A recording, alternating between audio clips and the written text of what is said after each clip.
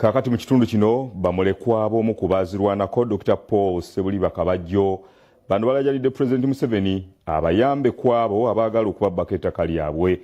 Babyogeredde mu kusabira emyoyo gy'abagenzi. Katubikuwe.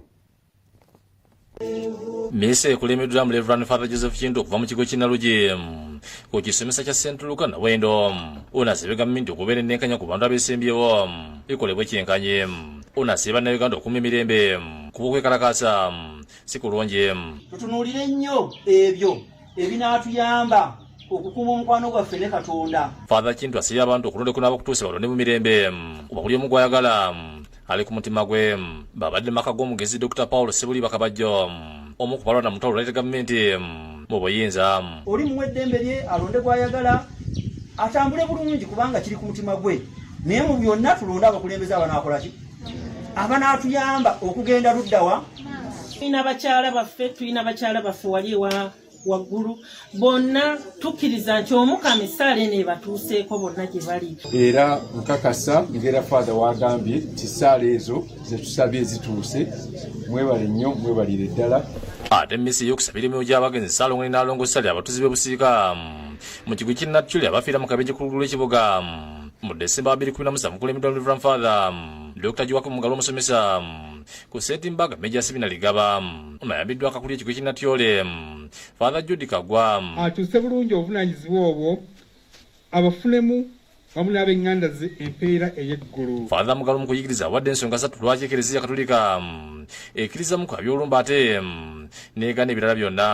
Okwabya olumbe yali enkomerero y'okukungubaga, ekiseera eky'okukungubaga nti twafiira mwami gundi twafiira mukyala gundi tubukungubagidde ebbanga. Yebaza abasika okuli Yusufu Lwanga ne Susan Nabiri abazimbigere by'abagenzi. Abasika bakwasiddwa ekitabo ekitukuvu n'omusalaba ng'akabonero ak'obuwanguzi mu byonna. Emiso Lwida Basuludi nga kulemeddwamu ow'omusalaba olekidde baziika abagenzi okwongera okubakwasa eri Katonda. Yes, Supreme Mufti Sheikh Silimani Kasilinda ng'akubiriza abasiraamu obutatwala bulwadde bwa COVID-19 ng'obw'okusaaga. Obulwadde bungi temugayala era temugayalirira bulamu bwammwe obukookola mugwambala. Abyogeddeko mu okusabira famire yajemba Moses Alisa kunokutola kiika eri abaana omukolo gubadde ku Lutaya Junior School e Kawempe. والمعافاة دائمة في الدين والدنيا والآخرة برحمتك يا أرحم الراحمين. Supreme Mufti akubiriza abasiraamu bonna mu ggwanga tulukiza akalombolo kano mu ddiini y'obusiraamu kuba kambako nnyo omwana okula nga te Katonda. Omwana gwe basalidde akiika akula nga mwana mulungi, akula nga mwana wa mpisa, akula nga mwana mwetowaze. Ate jemba yebaza Katonda olw'obuwanguzi bwatuuseeko. Abantu betuzadde abaana abo nsaba nga abansaasirire ne bwe bambudde abansimbi bakyala tebalina buzima. Reverend Deacon Tom Mukalazi ajaguzza olw'okutuuka ku ddaala eryo omukolo nga gwetabiddwako n'omulabirizi we Luweero Eldad Nsubuga. Omulabirizi Nsubuga asinzidde wano n'alabula bannaddiini abataweereza bulungi mu buvunaanyizibwa bwabeera bawadde. Omulabirizi we Luweero Eldad Nsubuga alabudde bannaddiini abaweereddwa obuvunaanyizibwa obutakosa bubi woofiisi zaabwe bakole nga bakimanyi nti baweereza Katonda so si kuteekawo mbeera egamba nti bagudde mu bintu. Olunyiriro olwokusooka lugamba nti omuntu atulowoozenga bw'ati nga tuli baweereza ba Kristo era abawanika by'ebyama bya Katonda.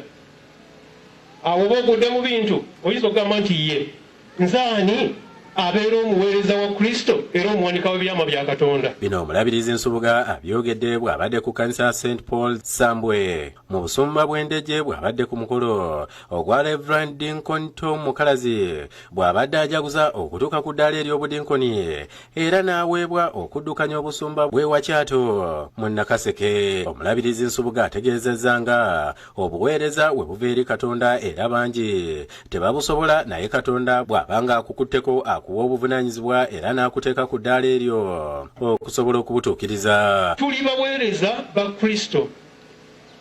Ekyo nno kitegeeza toli muweereza wa mulabirizi. Noganda naye omusajja oyo yankola bubi era nze gwatwala egindi. Oli muweereza wa Kristo. Kristo senga teyasiima ogende era tewandigenzeeyo. Mulabirizi Nsubuga yennyamidde olw'Abakristaayo abeefuula bannaddiini ate bwe badde bali ne bakola ebyabwe. Bamukalazi beebazizza bonna bababeereddewo mu kaseera akabadde akazibu era ne beebaza Abakristaayo b'Essambwe ababaagadde okumala emyaka 7. Kusuubiza tujja kukola omulimu omulungi ne mukyala wange ewa Kyato. Okusaba ku kkanisa ya Caring Heart Community ekakiri kukulembeddwamu omusumba Paul Musisi ng'akubiriza abantu okwesiga Katonda n'okukuuma emirembe. Tuleme kuleetawo njawukana ezituusa abantu okutiŋŋana kubanga Yesu ye mulangiro w'emirembe, kabaka w'emirembe. Pastor Lennon Mugisha yakulembeddemu okubuulira ng'agambye nti Yesu yajjira abantu bonna oluvannyuma awadde abaana abato ebirabo ebya Ssekukkulu. N'omusumba Akiza Edson Embalala asabye abantu bongere okwekuuma obulwadde bwa COVID-19. Nabampuliriza leka twekuume tuyingira mu mwaka mupya walimu obululu ate walimu korona. Njagala kubakubiriza obululu tubwetaaga ate korona tetumwetaaga. Nisaba abanyayuganda abanyakokonjeru abanyambarara mutwegendeseze endwara ya covid ahabwokuba neyita eriho kandi tukuratera ebiragiro bya gavumenti.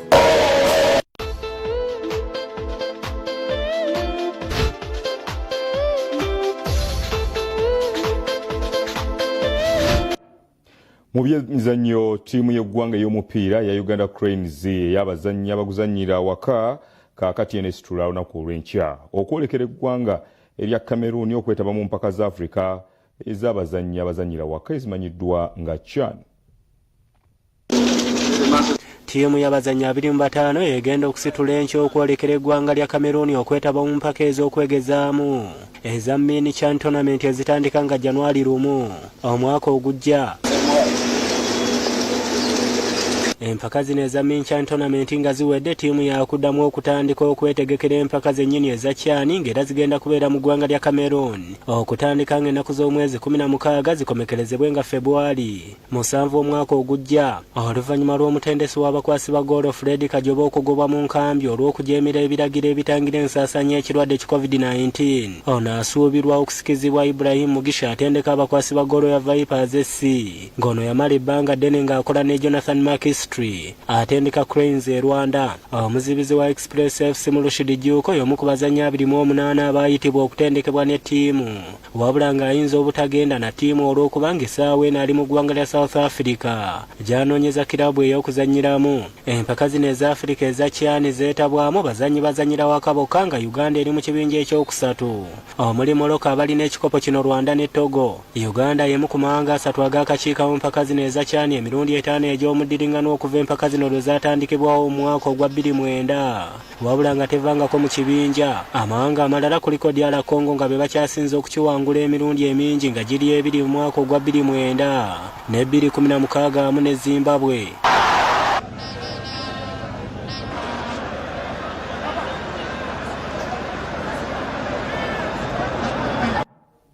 Kakati z'empaka z'omupiira ogw'ebigere ez'amasaza ga Buganda ziddamu okutojjera olunaku olw'enkya mu kibinja Bulange.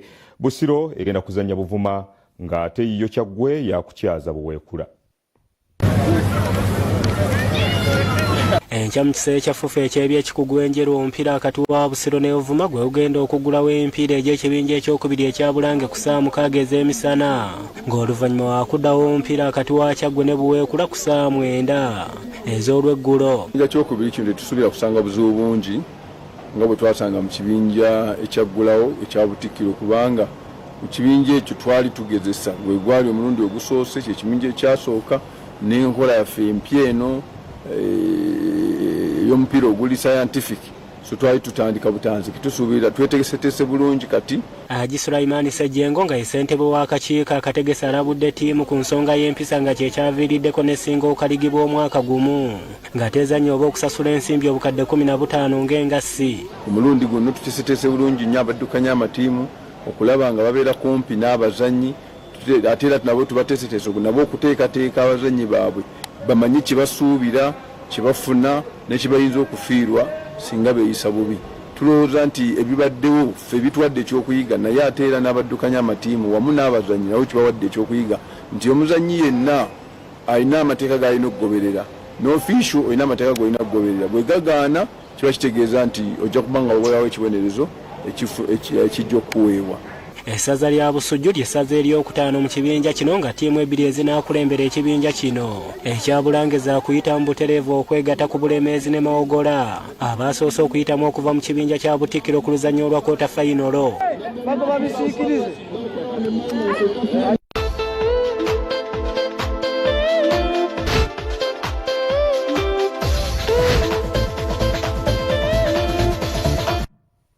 Tusimira ddala munnaffe okutwekumirako nga tukutuusako amawulire agataliiko nfufu essaawa nnamba ng'otegeera ensinga bw'eyimiridde. Tukwagaliza ekiro ekirungi munnaffe. Weeraba.